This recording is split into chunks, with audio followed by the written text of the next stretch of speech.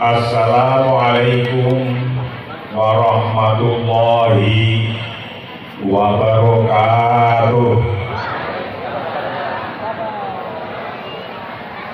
A'udzu billahi minasy syaithanir rajim. Bismillahirrahmanirrahim. Alhamdulillahi rabbil alamin.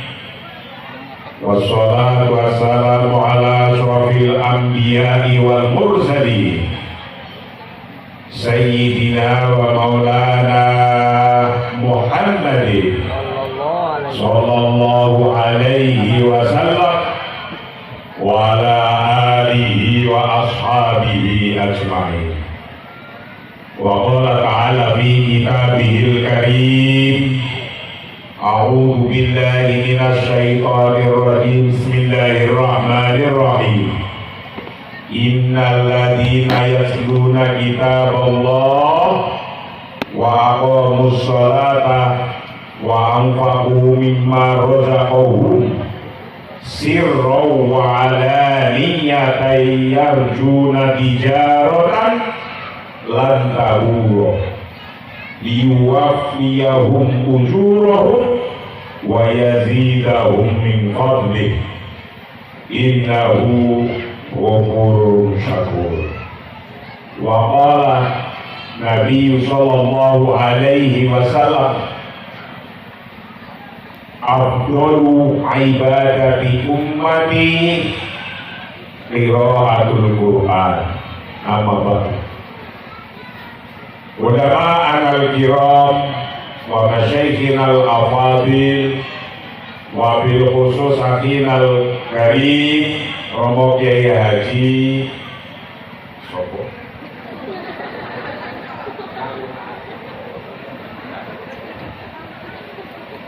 Kiai Haji Khalil Anwar beserta ibunya yang dulu sering saya gendong oleh saya itu. Nah, kok bisa Kiai Khalil ini senior saya, di atas saya ini, kok bisa dapat istri yang sering saya gendong, saya bonceng gitu dulu waktu zaman kecil. Dia masih zaman kecil gitu. Kedekatan itulah yang tidak bisa terhapus oleh memori kapan saja. Maka dilala Gusti Allah, saya merencanakan datang pagi ini, suruh berangkat malam ya biar cepat datang. Ya benar juga. Kiai Khalil Anwar beserta ibunyai dan seluruh pimpinan Pondok Pesantren Sirajul Munir, mudah-mudahan diberkahi oleh Allah, dipanjangkan umurnya dan diluaskan rezekinya, anak cucunya jadi anak cucu yang soleh solehah. Para kiai, wabil khusus ketua alumni Pondok Pesantren Al-Ihya Ulumuddin Kesugihan beserta alumni-alumni yang turut kumpul di acara haflah Khatmil Quran ini, mudah-mudahan semua diberkahi oleh Allah dan diberi ilmu yang manfaat, dibutuhkan oleh orang banyak. Amin. Bapak-bapak, ibu-ibu, wabil khusus Pak RT, Pak RW, Pak Lurah, Pak Camat, Pak Bupati, Ketua Ranting NU Muslimat Fatayat, Ansor, Banser, MWC, Cabang. Ini alhamdulillah saya lihat pada datang semua ini. Sampai punya ilmu apa itu bisa datangkan mereka itu. Dulu ijazahnya banyakkan saya, banyakkan sampai. Lalu di sini ini bisa kumpul semua gitu. Berarti saya kalah dulu itu ijazahnya. Katanya punya ijazah khusus ini. wali-wali santri, ibu-ibu, bapak-bapak, hadirin dan hadirat yang dimuliakan oleh Allah Subhanahu wa Ta'ala. Amin. Soal kula mriki silaturahim kaping kali anu. Ya, anunya itu yang panjang. Orang-orang kan biasanya kalau datang ke rumah orang itu bilang apa? Sepindah silaturahim kaping kali anu. Nah, anunya itu masih waktunya masih belum bisa ngomong lagi, apalagi kalau dengan kiai bingung tuh. Anu sepindah silaturahim kaping kali anu kiai anu terus itu. Nah, anu itu maknanya kakrah. Ada yang anu artinya ingin nitipin santrinya di sini. Nah, ini ada kiai Dimyati ini dari luar sana, Lampung Barat, mau ke Dimyati. Itu ya bareng dengan saya dulu. Ya, Dimyati beserta santri-santrinya. Saya sudah sampai sana sama istri saya. Jadi Bu, Pak, saya ngerti sudah tua wajah saya ini, atau saya ngerti wajah saya masih muda, itu satu ketika saya lihat Pak Kiai Khalil. Oh berarti ya saya kira-kira dilihat orangnya kayak gini juga kan? Atau saya melihat Kiai Dimyati ini yang berbeda kemana ini? Nah itu, berdiri Kiai Dimyati. Jadi kalau saya ingin melihat saya setua apa, ya saya melihat wajahnya Kiai Dimyati aja gitu. Oh berarti saya seperti dia. Karena kalau dalam perasaan saya nggak pernah merasa sudah tua. Itu nggak pernah merasa sudah tua, nggak pernah. Oh, istri saya aja tak bilangin saya sudah 62, hampir 63. Oh jawabannya dia jangan tua-tua dulu lah gitu. Wah istri saya itu loh, ya jangan dulu tua lah. Nah, tua atau muda, dari mau tua itu diawali dari kecil-kecil, anak kecil tambah tua, tambah tua, tambah tua, tambah tua. Hidup tambah tua itu adalah perjalanan bisnis. Bingung kan? Perjalanan tijarah. Baik, ngomong apa? Kalau bukan tijarah, bukan bisnis.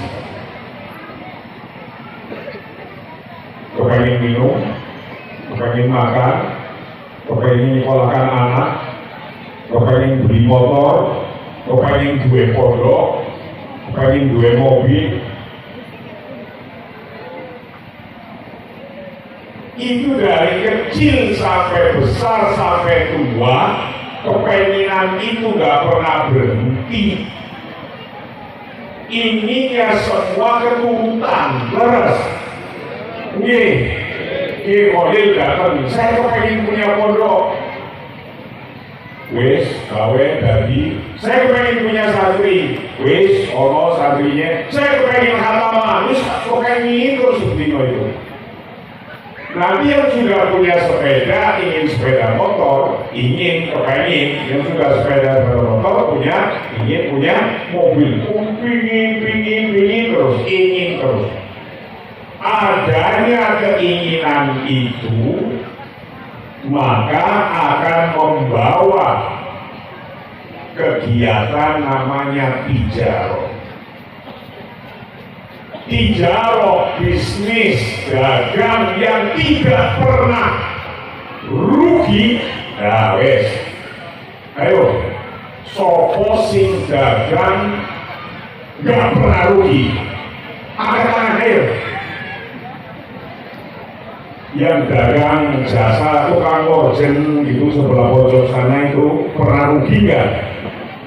Motornya jatuh karena jalannya jelek Pak Polisi, rugi lah. Ya. Dagang yang nggak pernah rugi. Apa itu? Pengen ngertos Pak? Pengen modern? Pengen? Nah, ini tak tujuhi sekarang. Bisnis yang nggak pernah rugi. Kalau bisnis yang biasa-biasa gitu kata Pak Polisi itu yang paling rugi duluan motor cepet ceklek karena jalannya rusak. Mobil cepet rodanya ogah-gagek karena pokoknya ada aja lah, ada aja. Nah, kata Allah, innal ladzina yatluna kitaballah wa aqamus shalah wa anfaqu mimma razaqahum sirran wa alaniyah yarjuna tijaratan lan tabur. Orang kalau mau baca Quran, apalagi sampai hafal Quran, satu titeni aja. Orang yang senang baca Quran, syukur alhamdulillah bacanya karena sudah hafal 30 juz. Alladzina yatluna kitaballah. Satu. Nomor dua, mau wa aqamus shalah, sholatnya rajin. Jadi kalau sholatnya rajin itu jelas segala syarat rukunnya sholat dipenuhi semua. Mau sholat harus satrul aurat, nutupi aurat. Laki-laki pakai baju dan pakai sarung.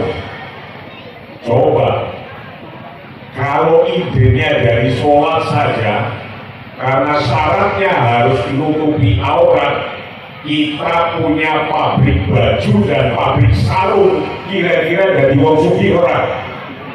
Itu baru urusan sholat loh. Iya itu baru urusan sholat itu. Jadi jangan kira orang yang mau bersolat itu tidak jadi orang sugih. Baru urusan sholat satu lawan, bosnya yang bikin baju saja sama sarung jadi wong di kabeh. Kalau orang Kebumen aslinya ditambahi Beci, aslinya Kebumen ini, bosnya Beci. Suruh nih, ya ini orangnya ini, orang Kebumen yang bosnya Beci. Itu baru dari peralatan sholat, belum yang lain-lainnya. Tapi oke lah, gak usah itu. Tapi bener-bener mau sholat yang bener. Sholat itu doa, semua doa. Semua itu kayak sholat itu kayak lagi ngomong dengan Allah, lagi ngomong doa. Sami Allahu liman hamidah. Rabbana lakal hamdu mil'us samawati wa mil'ul ardi. Ya Allah, subhanallah, maha suci Allah.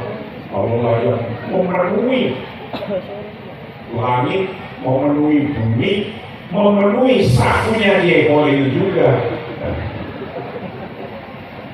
Mil'us samawati wa mil'ul. Itu kalau itu benar-benar itu kayak lagi ngomong hadap-hadapan gitu sama Allah.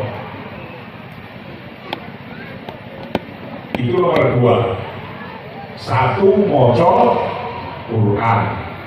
Nomor loro, gelem sholat.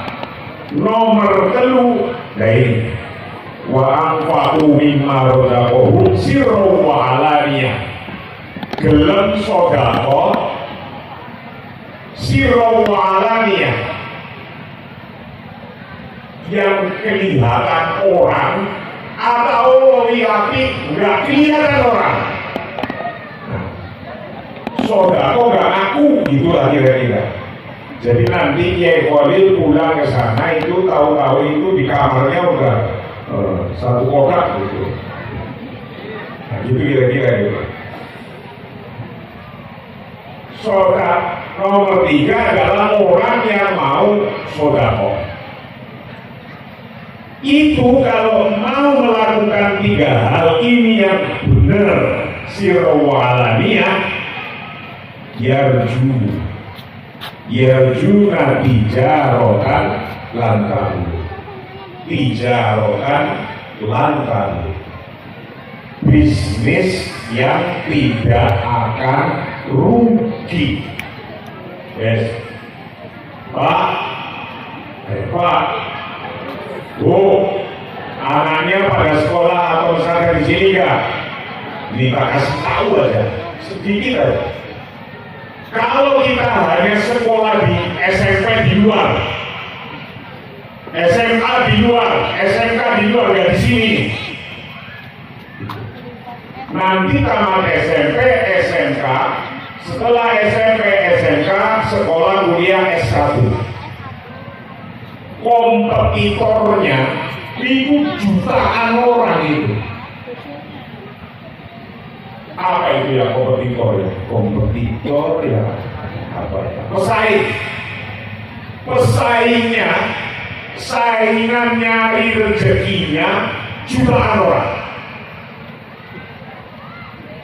Tapi anak ibu, anak bapak di sini ngapalin Al-Quran, utuh sekali. Wong cuma ngapalin ila hadrotin wa khususon ila ruhi, pulang bawa berkah.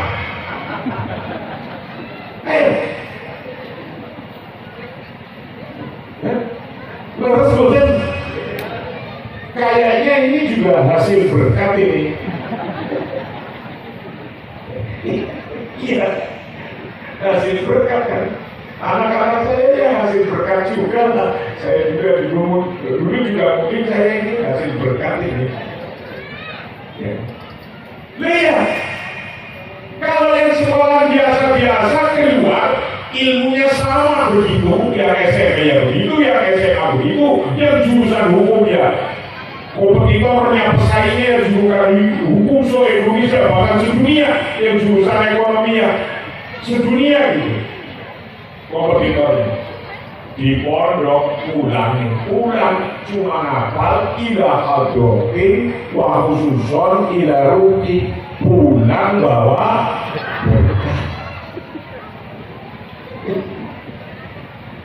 jadi jangan takut ibu-ibu punya anak di pesantren, jangan takut.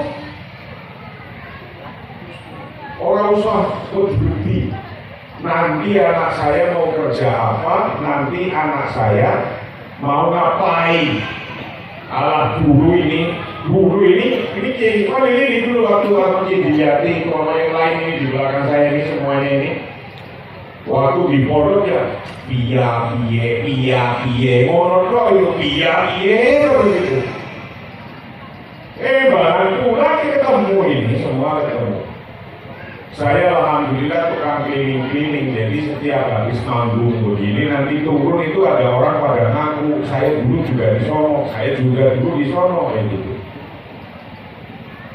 Alhamdulillah nggak kalah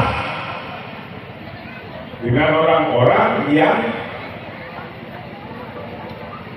sekolah di tempat biasa. Nah, lebih hebat lagi, kita ila hadrotinya ya hafal, Al-Qur'annya hafal, kitab-kitab turut bisa membaca, sekolahnya juga ngikutin, ilmu Gusti Allah, insya Allah itu dibutuhkan oleh makhluknya Allah.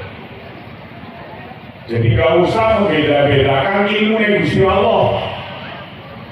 Kabeh ilmu Gusti Allah yang dibutuhkan oleh makhluknya Allah.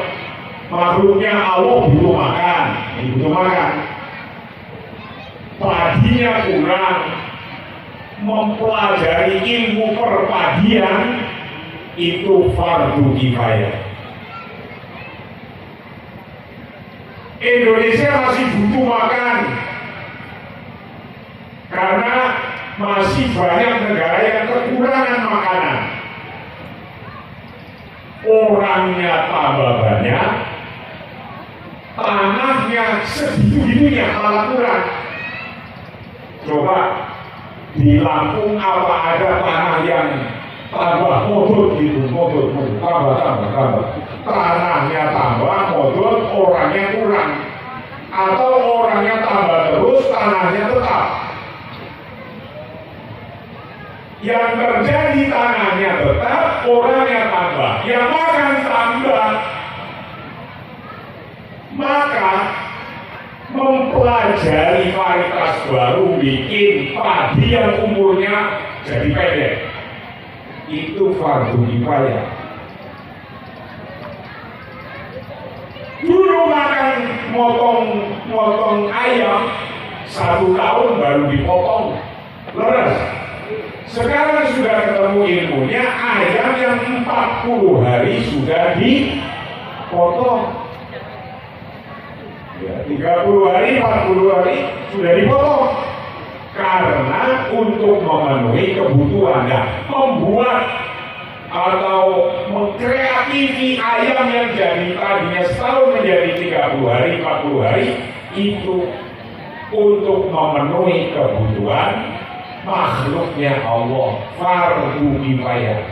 Nek ora sing gelem belajar ini, wes suwe-suwe ora ono makanan, gak ada makanan, suwe-suwe ora makan. Suwe-suwe ora makan, kenapa? Karena gak ada makanan. Wong yang perang di Iran, ya kan, yang di stop di Hormuz, di stop nih, yang nggak dapat minyak di sini.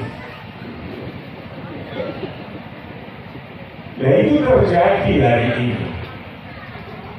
Dan maka itu inilah perdagangan yang biasa. Ya, perdagangan yang nggak pernah rugi adalah perdagangan dengan Allah. Maka saya baca kitab, dan kitab ini sudah saya baca dari YouTube Bang Polisi.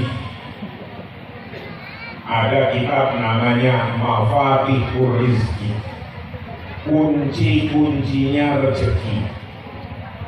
Nah, kuncinya rezeki menurut Al-Quran itu ada 17 pintu. Termasuk pintunya rezeki adalah orang yang belajar Al-Quran, membaca Al-Quran, mengamalkan Al-Quran, ngapalin Al-Quran. Itu sudah satu pintu rezeki sendiri. Jadi gak usah takut punya anak dimasukin ke pesantren terus untuk belajar Al-Quran. Karena itulah sesungguhnya intinya inti. Nah, karena di dalam Al-Quran mengajarkan apa saja kebutuhan hidup. Kebutuhan hidup itu diajarkan di dalam Al-Quran. Misal, orang mau ngapain aja harus ada niat. Niat dulu ya Pak, niat. Orang mau ngapain aja, niat berarti punya tujuan. Mau ngapa aja harus ada tujuannya. Mau jadi apa saja itu tujuan seperti tujuannya Google Location. Apa itu sih? Location, Sherlock. gitu, klik, ikutin aja, nyampe nggak? Hari gini kan begitu kan, mau ke Jakarta nggak ngerti kemana, dikasih Sherlock, klik, ikutin itu sampai. Nah, Al-Quran ajarin gitu. Contoh, ya ayyuhan nas, inna khalaqnakum min dzakari wa untha wa ja'alnakum syu'uban wa qabaila lita'arafu. Allah menciptakan manusia yang banyak, yang macam-macam, yang beda-beda, yang mancung, yang putih, yang hitam, yang bahkan agamanya pun beda-beda, bahasanya berbeda-beda sedunia. Itu tujuannya lita'arafu, agar saling kenal, kebutuhannya bisa terpenuhi. Wa min ayatihi an khalaqakum min anfusikum azwajan litaskunu ilaiha. Menikah itu tujuannya litaskunu. Setiap hidup itu ada tujuannya. Setiap kegiatan ada tujuannya. Nah, kemudian di Amerika di research nih, orang yang research namanya Napoleon Hill. Napoleon Hill meriset orang-orang hebat, yang kaya raya, yang hebat-hebat. Nah, ketika dia riset, ditanyain satu-satu, kenapa kok Anda hebat? Apa sih ceritanya bisa hebat? Ditanyain satu-satu. Pertanyaannya sama. Rata-rata orang hebat ini jawab ada 17 cara untuk jadi orang hebat. Nah, 17 cara untuk jadi orang hebat ini semuanya ada di Al-Quran. Ini saya akan bocorkan satu. Kalau selesai satu masih ada waktunya ya 2. Kalau 2 masih ada waktunya ya 3 gitu. Saya bocorin ini. Dan ini hasil risetnya Napoleon Hill. Yang diriset orang hebat-hebat, George Franklin, diriset orang hebat di Amerika. Henry Ford Kissinger diriset orang hebat.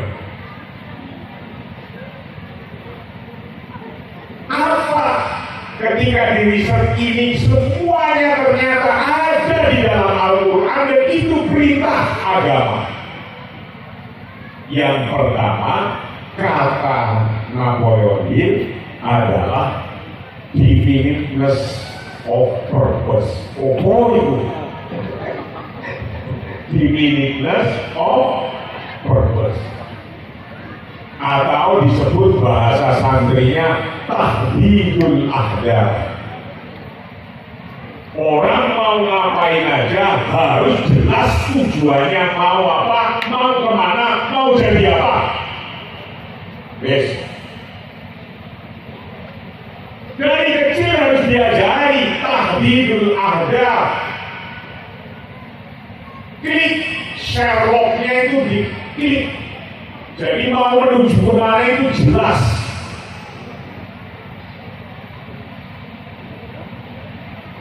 Menurut Napoleon Hill bahwa tahdidul ahdaf itu nuqtah intirami kulli injaz ya tahdidul ahdaf.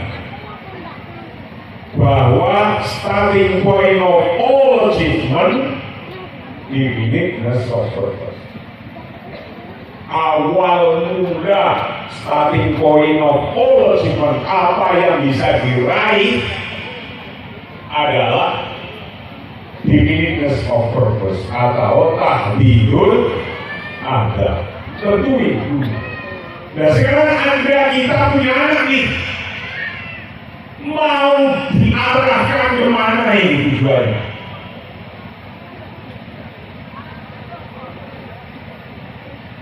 Mau ahli ekonomi, jadi orang ahli ekonomi yang hebat, kalau dia juga hafal Al-Quran. Mau ahli psikologi, jadi orang ahli psikologi yang hebat kalau dia juga termasuk hafal Al-Quran. Lihat sekarang apa yang terjadi di Iran. Iran itu negara yang diembargo 47 tahun. Kalau Indonesia merdeka terus, ngapa-ngapain boleh. Iran ngapa-ngapain itu tidak semua boleh.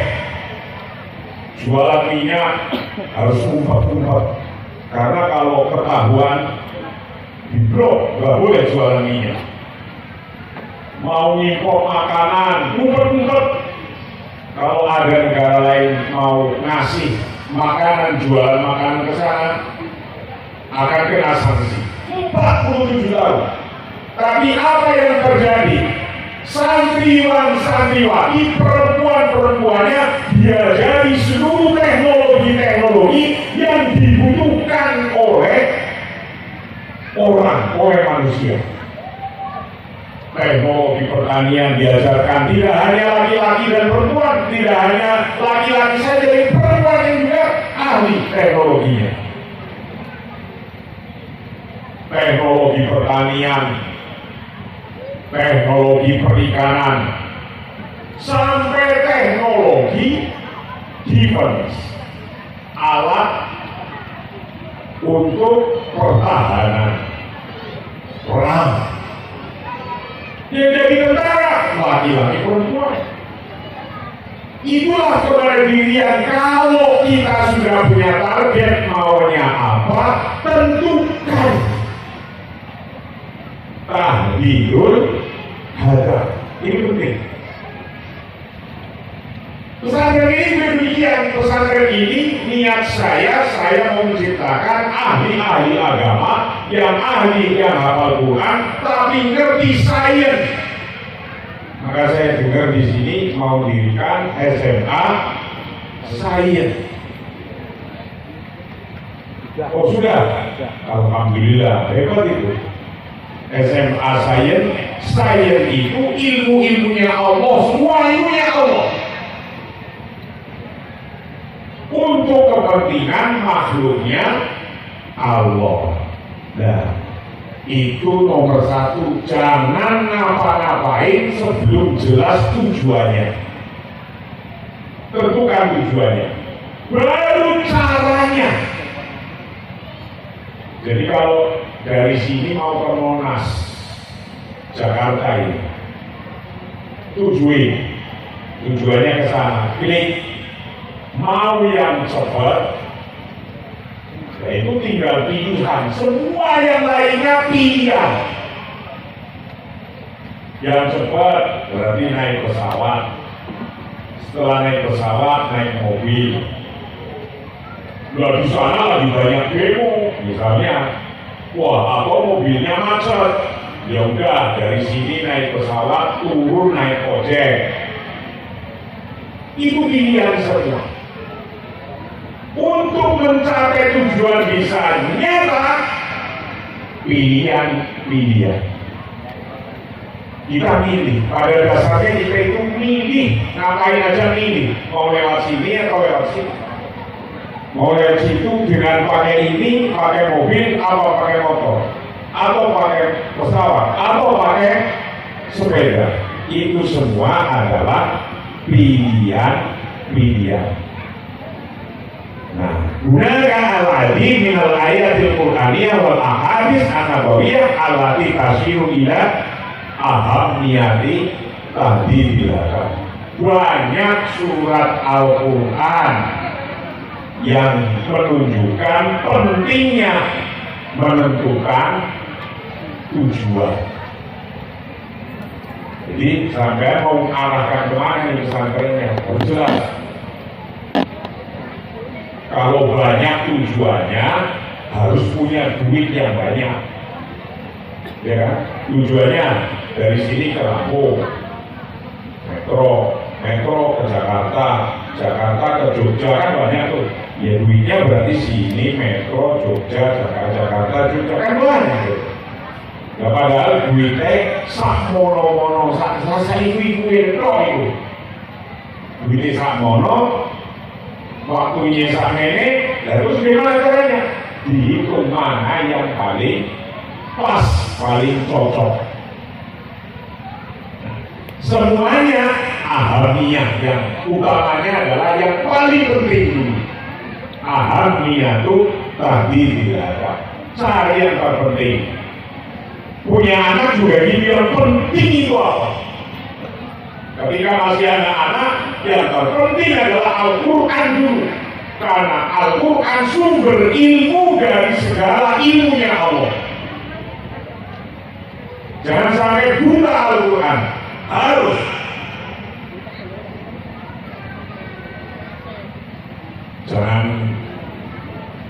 Jangan juga kita ya, karena nggak bisa apa-apa, terus menganggap ini ilmu lainnya nggak bisa, tapi utamanya Al-Qurannya malah nggak bisa. Itu masa Allah. Kalau di luar selain Al-Quran, saya itu pernah diajari oleh Gus Dur ijazah yang cuma 3 menit bisa bahasa semuanya. 3 menit nggak ada 2 menit Pak. Tahu nggak? Ingin tahu nggak rahasianya? Ingin. Saya pernah diajari oleh Gus Dur yang tidak ada 2 menit saya bisa tahu seluruh bahasa. Kepengen tahu? Kepengen nggak dijajahin? Ini di luar Al-Quran ya. Kalau Al-Quran kan wajib, kalau lainnya gampang. Contohnya, nah ini contoh. Jadi suatu hari saya sama Haji Sulaiman sama Gus Dur ketika itu. Haji Sulaiman itu orang Masya Allah ikhlas gitu, nemenin Gus Dur gitu. Dengan saya muter-muter ke kuburan mana aja zaman itu. Takziah wes kuburan Bilai di sini termasuk Mbak Bustomi. Mbak Bustomi itu dari kampung saya aslinya, dari Kebumen.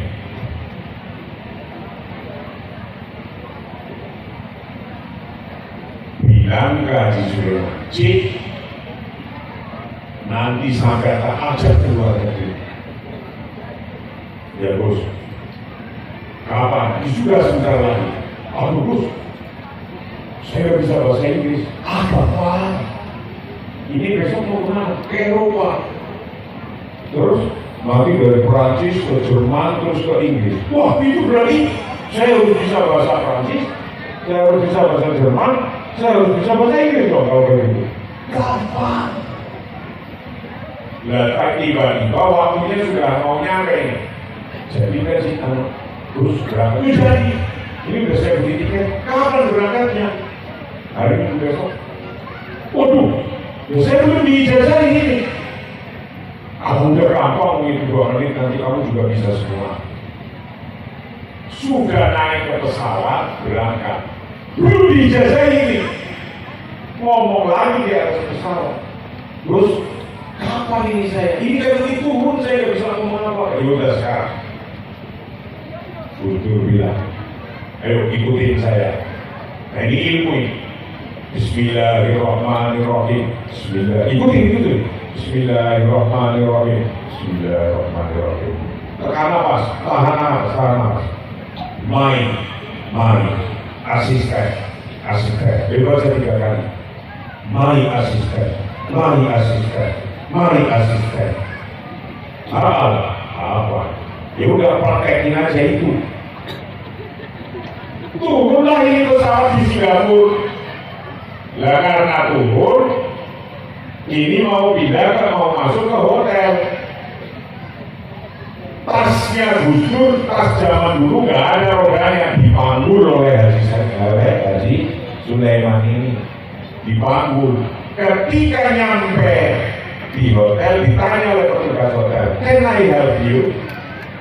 Apa yang bisa saya bantu? Apa jawabannya? My assistant. Lah, my assistantnya ini loh Gus Dur.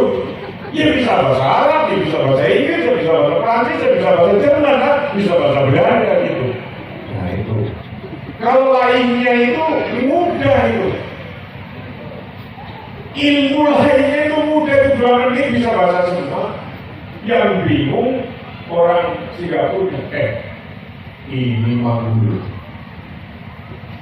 Tas. Tapi kok asistennya orang hebat, asistennya ini.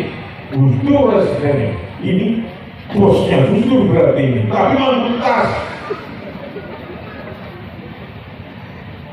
Nah, itulah bahwa yang paling utama kita ajari Al-Quran. Syukur-syukur kalau bisa sampai khatam 30 juz. Wis tijarotan lan tahur, bisnis yang gak akan pernah rugi. Buktikan aja. Insya Allah rezekinya saking Gusti itu nomor satu, bahwa kita mau ngapain aja Al-Quran sudah melatih kita, mengajari kita jadi orang hebat. Contohnya harus tahdidul hadaf.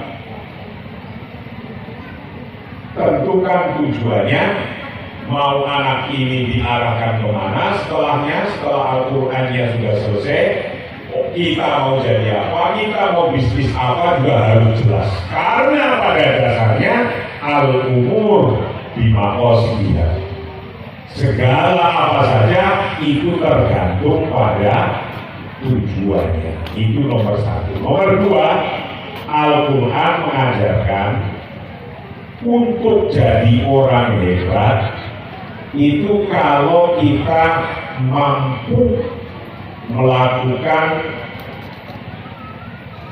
mastermind alien. Ini ilmu berat-berat, tapi bagaimana jadi ringan. Mastermind alien itu artinya mabda'ul aqli al-mudabbar, mabda'ul tahakum fi uqulil akharin, yaitu prinsip menguasai pikiran orang lain. Saya ketemu dengan baru pertama kali. Bagaimana saya cara menguasai jenengan? Entah dengan senyum saya, entah dengan cerita saya, entah dengan apa yang Bapak dapatkan cerita-cerita tentang saya di YouTube, di televisi. Karena sesungguhnya saya itu sudah orang sebanyak ini sudah pernah rumahnya saya datengin semua. Kemutan mau betul Bu, kemutan betul bahwa saya udah pernah sowan di rumahnya orang yang datang ke sini semua. Imut betul, benar? Kapan?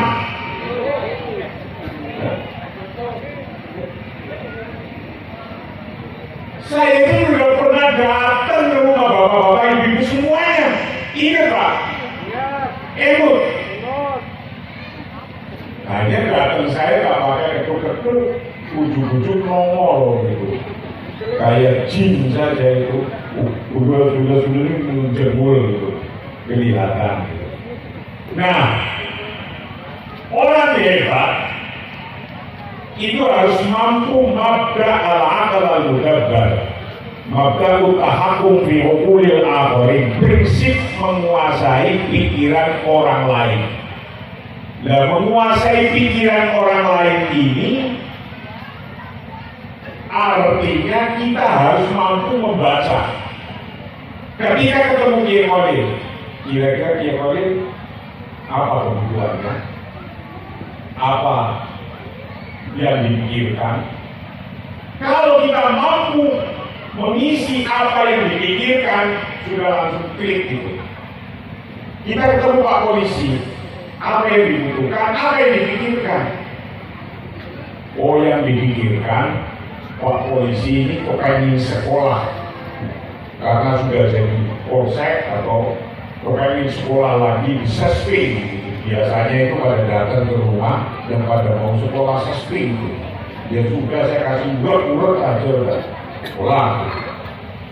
Kalau kita mampu bisa membaca ini satu persatu orang, atau membaca sekelompok orang, atau bisa membaca satu organisasi, atau bisa membaca satu negara kebutuhannya apa, negara lain butuhnya apa, baca dulu, baru kita melakukan. Itu namanya mabda al-aql al-dabbah, atau yang disebut dengan mastermind alien.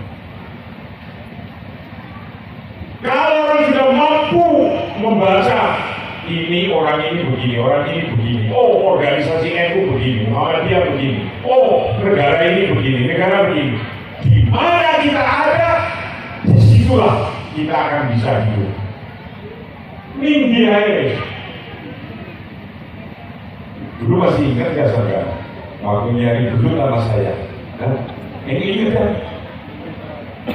Sama Pak Bincu ya, nyari dulu ke sawah itu. Ke sawah nyari dulu sama mu'alim, sama dia ya, nyari dulu ke sawah. Coba zaman itu kita mikir apa Hadim? Jadi dilihat nih.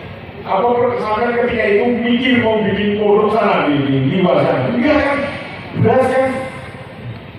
Ini, tapi waktu itu mikir gitu. Yang dibikin apa kira-kira ketika itu? Nanti dapat belut, digoreng, lalu dibakar, dimakan bareng-bareng gitu. Serbutannya bisa enak pol itu. Tapi kenapa kok bisa mampu hidup di mana-mana? Bedanya ini, santri bisa melakukan mabda al-aql al-dabbah, cepat untuk menyatu dengan keadaan sekeliling alam itu. Ini ke Jakarta, hilang ini, di Jakarta hilang, nyasar di masjid Istiqlal, ini ngaku. Ini saya gak ngerti, ini saya pokoknya di situ gede banget ini. Ya masjid apa? Masjid Istiqlal gitu. Ya sudah, sampai situ aja nanti saya jemput ke situ. Kalau nggak saya jemput, hilang ini. Zaman itu, ya kan? Nah, artinya apa? Kenapa dia cuma ngomong ke saya, nelpon terus kemudian saya jemput? Karena dia sudah bisa menguasai saya, mastermind alien. Orang kalau sudah bisa mastermind alien, nyatu satu dengan orang lain, seomong-omongnya jadi, seomong-omongnya jadi. Jadi namanya silaturahim itu harus dia ini. Ini namanya silaturahim, silaturahmi. Akarnya nyambung, saya dengan dia nyambung, saya dengan ini nyambung, dengan ini nyambung. Silaturahmi bisa berkembang menjadi silaturahim bisa berkembang diawali dari silaturahim. Silaturahim bisa berkembang menjadi silaturrizki. Silatul amal dulu, silatul akal menjadi silatul amal, silatul amal menjadi silatul rizki. Mastermind alien. Dan kita nih para alumni Aliyah sudah dikasih rumah besar-besar oleh para kiai terdahulu. Apa rumahnya? Yang bisa ngurus pondok, bangun pondok. Yang belum bisa bangun pondok, ikut organisasinya, urusi organisasinya. Karena dalam organisasi itu yang kekuatannya diranting mulai dari yang kekuatannya di MWC mulai di MWC, yang kekuatannya di cabang mulai di cabang, yang kekuatannya di wilayah mulai di wilayah, yang kekuatannya di pusat di pusat. Para kiai terdahulu sudah menciptakan, mendirikan ini namanya Nahdlatul Ulama. Nih Pak Polisi, pendiri Republik ini Nahdlatul Ulama, kiai-kiai. Oh, kita itu tinggal ngurusin doang.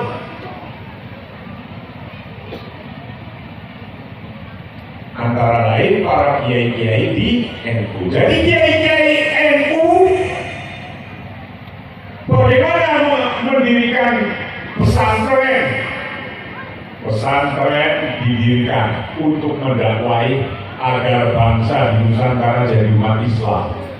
Setelah pesantrennya berdiri, pesantren-pesantren ini yang mendirikan Nahdlatul Ulama. Nahdlatul Ulama ini berdiri tujuannya untuk awalnya mendirikan Republik Indonesia. Sudah tercapai semua. Jadi yang jadi Kapolsek, Kapolres, jadi Dandim, jadi pegawai negeri harus berterima kasih dengan pendiri yang melanjutkan dari pesantren. Kiai-kiai bikin pesantren, pesantren bikin NU, NU mendirikan Republik Indonesia. Ini tidak lain bisa terjadi kayak gitu karena mampu mastermind alien. Konsep Al-Qur'annya untuk bisa mastermind alien adalah wasyawirhum fil amri.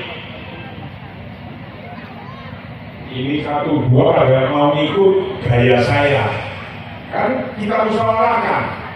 Dimusyawarahkan itu artinya apa? Kita curi pikirannya dia biar ikut saya. Kita taklukkan orang-orang ini biar ikut saya. Ajak untuk bangun ini, ajak bangun itu, ajak untuk bangun masyarakat, ajak bangun kantor PWNU, bangun universitas, ajak mereka. Nah, inilah yang disebut orang hebat nomor 2. Kuncinya wasyawirhum fil amri, Al-Quran. Nah, jadi orang hebat punya ide dulu, setelah punya ide diajak orang-orang biar jadi besar. Kalau sudah mau diajak, insya Allah itu akan menjadi pintu rezeki, pintu kehebatan orang itu tanpa terbatas. Itu nomor 2. Nomor 3 yang namanya going extra mile. Apa itu going extra mile?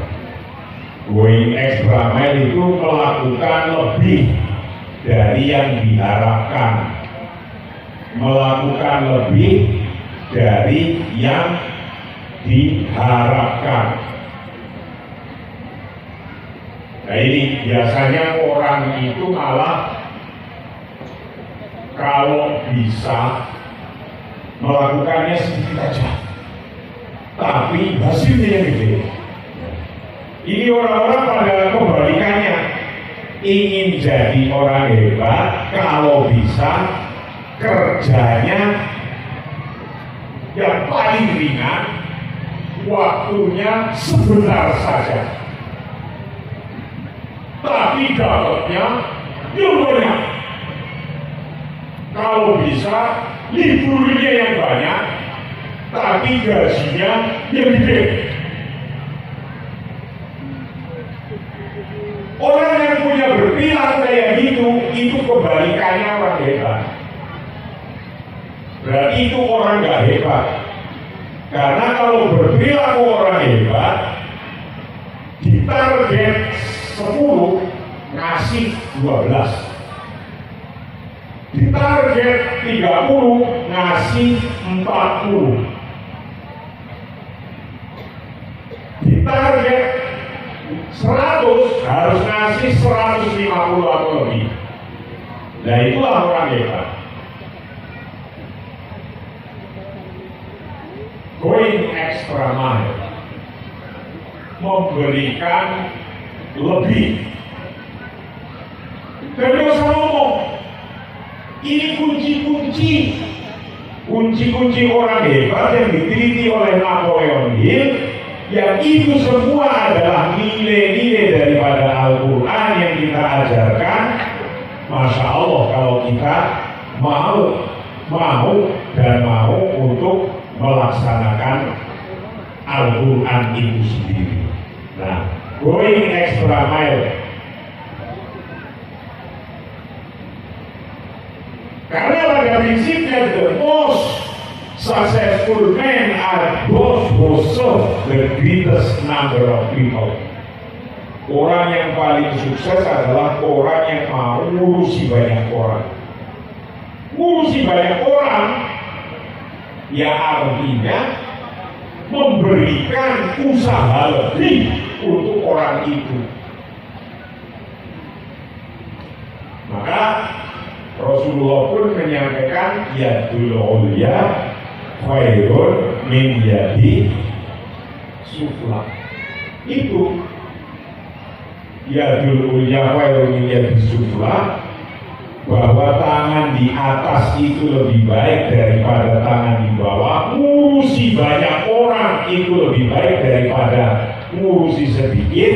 Maka siapa saja yang mampu dan mau ngurusi orang banyak, rezekinya ngikut di situ.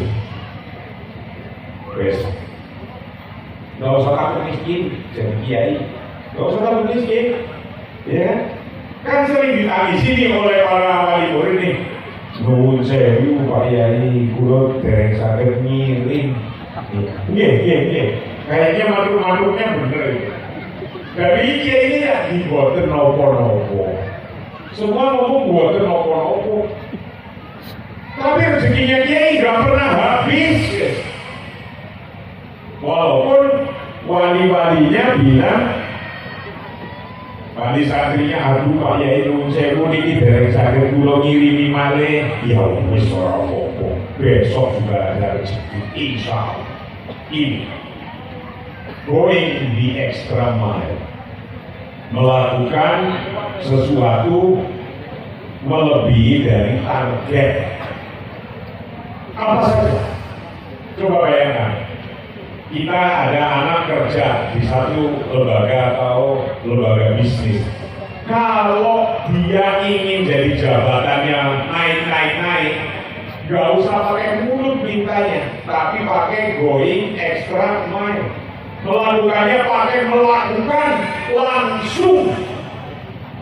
Berbuat lebih baik. Nanti orang yang lihat, oh ini anaknya bagus, oh ini kerjanya bagus, oh ini benar makan naik jabatannya. Pak polisi, begitu caranya. Kalau pengen naik jabatannya, going extra mile. Itu intinya.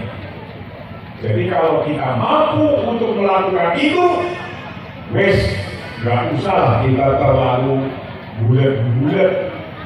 Orang kita nggak usah minta jabatannya apa, kalau hasil kerjaan kita itu bagus, melebihi dari apa yang kita harapkan, disitulah kita akan menerima hasil yang lebih daripada orang-orang yang kepenginnya kerjanya ringan, liburnya banyak, gajinya gede. Mana ada? Nih, leras. Begitu mulai di NU, biasanya atau di MUI nih, kalau belum masuk, jadi kalau belum dimasuki jadi pengurus, datang sowan, pengen jadi pengurus di MWC, mana ketua gajinya tadi? Nah itu belakang, ya kan sowan kan? Nun sewu, sowan kulo, mugi-mugi kulo sakit, ikut hikmah buatan NU. Wah, cimanya bolak-balik. Ingin dimasuki jadi pengurus.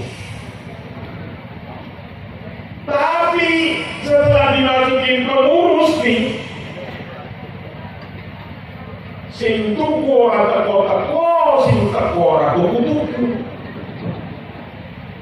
Jadi boro-boro datang penghilang, ada model gitu.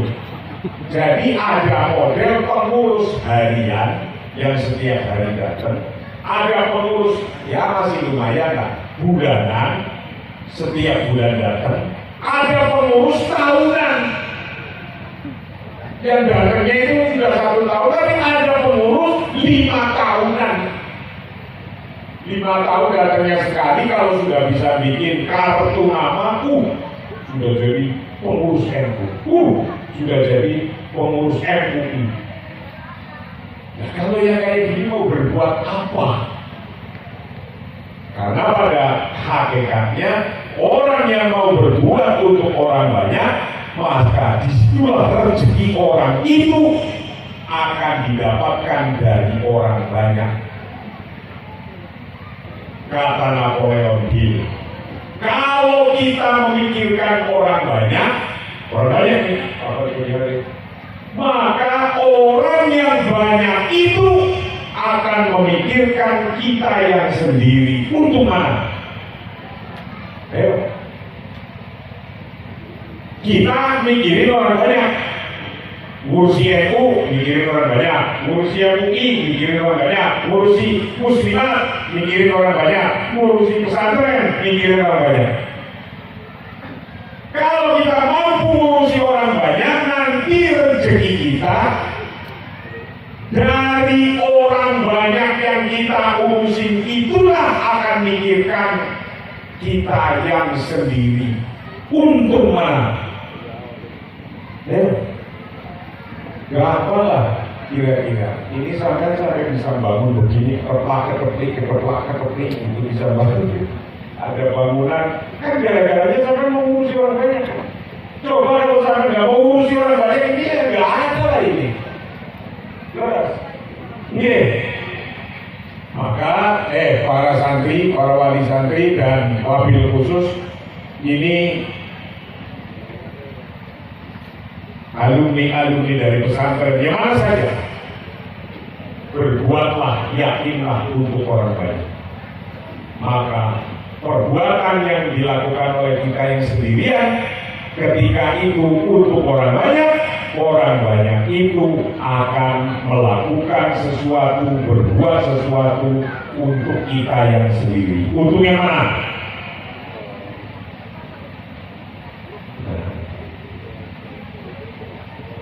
Itu nomor berapa itu tadi? Nomor 4, sudah sampai nomor 4 aja. Sorry. Ilmunya Al-Quran yang membuat cepat orang itu sukses jadi hebat adalah pleasing personality, atau disebut as-syakhsiyah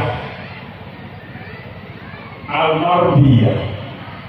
As-syakhsiyah al-mardiyah, pleasing personality. Orang itu yang menyenangkan. Ketemu pertama harus senang, membuat orang lain senang. Coba kalau saya baru datang, kalau gitu salaman, manyun aja lah, mulut saya tambah 2 cm, manyun aja gitu. Terus ditanya, kira-kira itu lari nggak? Minta foto aja nggak mau kan gitu kan? Jadikanlah diri kita dan anak kita yang mempunyai sifat pleasing personality, as-syakhsiyah al-murdiyah. Ajari orang itu menyenangkan pada orang lain. Kan ini sesuatu yang gampang itu. Dari mulai berbahasa, dari mulai berpikir, dari mulai salaman, dari mulai duduk, dari mulai bercerita, dari mulai ngobrol.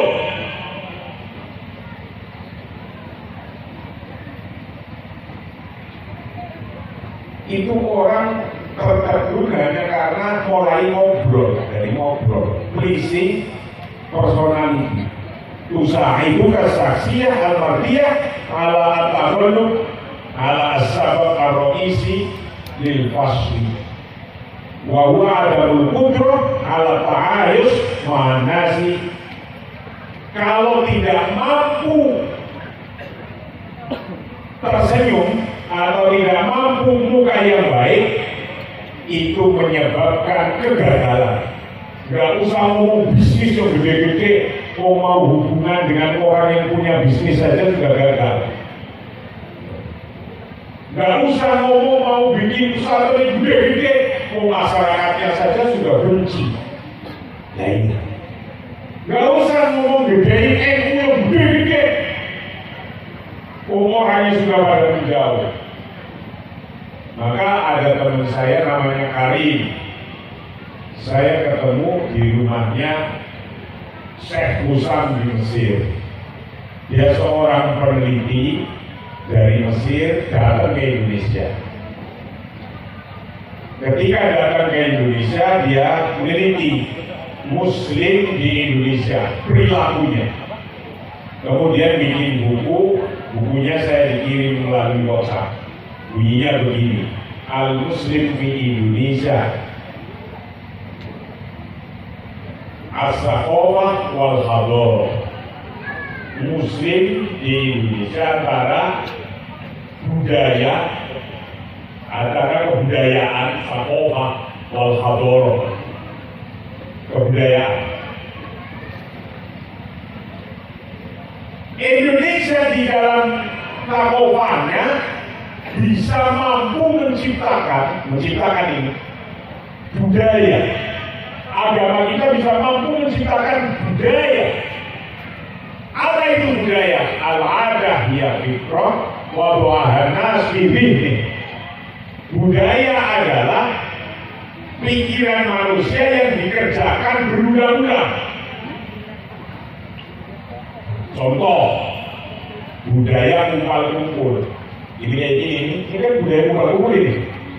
Itu di negara Timur Tengah nggak ada. Ini nggak ada. Beras. Saya juga hampir pojok-pojokannya negara itu. Nggak ada budaya kumpul-kumpul. Yang ada di Indonesia apa?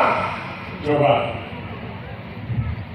Lahir, kumpul, ngapain? Oh yeah, ngasih nama walimatul tasmiyah. Gede-gede, laki sunatan, ngapain? Kumpul lagi kedurenan, ya kan? Gede, lamar, nikah, kumpul lagi boleh? Kumpul, ngapain? Ya nikah, kalimat itu nikah. Kerja setelah nikah, dus kumpul dengan istri, hamil 4 bulan, kumpul lagi. Apa itu? Kupatan. Gede, 7 bulan, kumpul kemudian kumpul lagi. Apa itu? Mitos. Gede, tua, mati. Ya kan? Sehari kumpul mati, namanya apa? Ya takziah. 3 hari kumpul bahkan kenapa? Ya tahlilan. 7 hari kumpul lagi bahkan ya tahlilan. 7 hari 40 hari kumpul bahkan kumpul lagi. 100 hari kumpul bahkan kumpul lagi tahlilan. 1 tahun kumpul lagi namine haul. Masih kurang ini kumpul-kumpul. Yasinan, kumpul, ya kan? Baca, tiba, kumpul. Sholawatan, kumpul. Agustusan, kumpul. Apalagi? Khataman, kumpul. Yang punya budaya kumpul-kumpul ini cuma di Indonesia.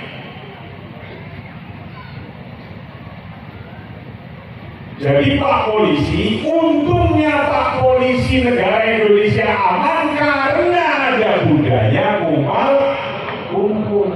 Gak percaya? Maka mestinya yang biayai kumpul ini APBN atau APBD mestinya.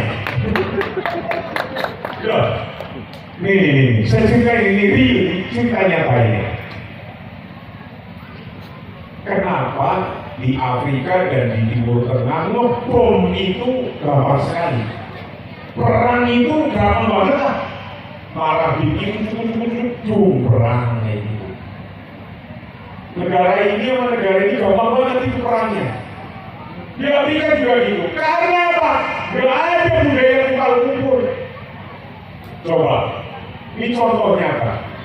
Waktu itu saya di Jember tahun 80. Di Jember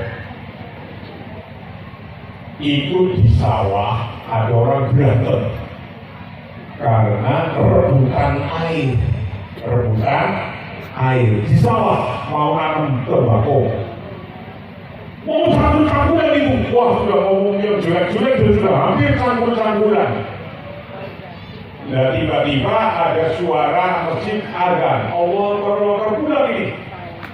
Ingat tetangganya tahlilan. Nah, karena tetangganya ingat tetangganya tahlilan, setelah duhur tahlilan.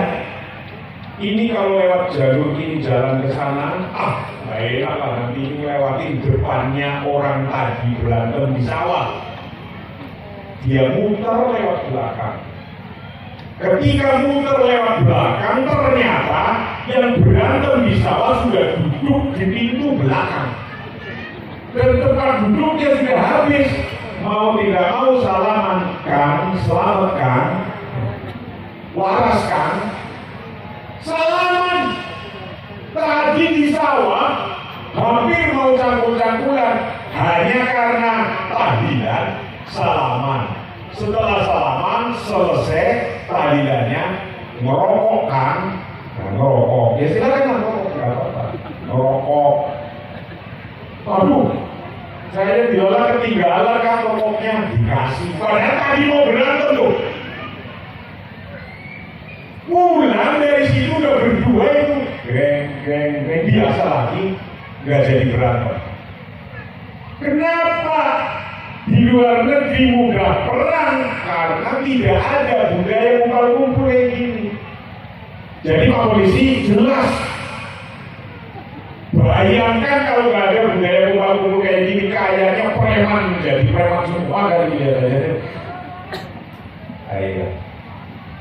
Nah, maka pemerintah dibantu bahwa keamanan dan kenyamanan antara umat di Indonesia, muslim dengan muslim, muslim dengan non-muslim, menurut Syekh Karim, seorang peneliti, itu karena mempunyai watak dan kebiasaan yang sudah membudaya, namanya ittisal bainan nas. Ngonek, nyambung, kumpul-kumpul antara satu sama lain. Jadi minimal di pondok ini kumpul-kumpul kayak gini setahun sekali kan? Dua kali loh. Belum nanti di masyarakat macam-macam. Masih kurang yasinan, masih kurang tahlilan, masih kurang lagi pengajian. Budaya kumpul-kumpul yang gini-gini kurang-kurang wiridan toriko. Di NU ada 47 rupiah, ada 47 toriko. Nah, kalau di luar negeri sana mau kumpul serumah saja udah bingung. Ini kumpul apa? Ini kumpul apa? Sekarang yang bisa melakukan ini. Nah, inilah yang disebut mastermind alien. Yang pertama, bagaimana kita itu bisa menguasai pikirannya banyak orang karena kita mampu berpikir, koneksi antara satu sama lain. Yang keempat tadi, as-saksiyah al-murdiyah harus mempunyai perilaku wajah yang menyenangkan. Ajari saja setelah hatam Quran ini punya perilaku yang baik, bisa nyambung connect dengan siapa saja, antara umat Islam sendiri atau bahkan non-muslim. Karena kita bertetangga, berkeluarga, itu ada secara kenegaraan, ada yang Islam, ada yang non-Islam, bisa bergaul. Itulah 5 hal yang diperintahkan termasuk oleh Al-Quran yang bisa kita menjadikan anak cucu kita dan kita jadi orang hebat, jadi orang sukses. Kita doakan mudah-mudahan pesantren ini terus berkembang. Santri-santrinya diajari organisasi, karena pulang kalau mau ngurusi NU budi ranting, budi MWC, entah itu di cabang atau jadi apapun, tidak akan pernah jadi pengangguran. Anak santri itu jarang jadi pengangguran karena hidup di mana bisa. Modal ilah hadrati wa khususal ilah ruhi, pulang bawa berkah. Nanti pulang bawa berkah kan? Iya. Itulah mudah-mudahan diberkahi oleh Allah Subhanahu wa Ta'ala. Kami mohon doanya dan mudah-mudahan pesantren ini terus berkembang, terus maju. Intinya memikirkan banyak orang, maka orang itu akan memikirkan kita yang sendiri. Wallahul muwaffiq ila aqwamit thoriq. Assalamualaikum warahmatullahi wabarakatuh.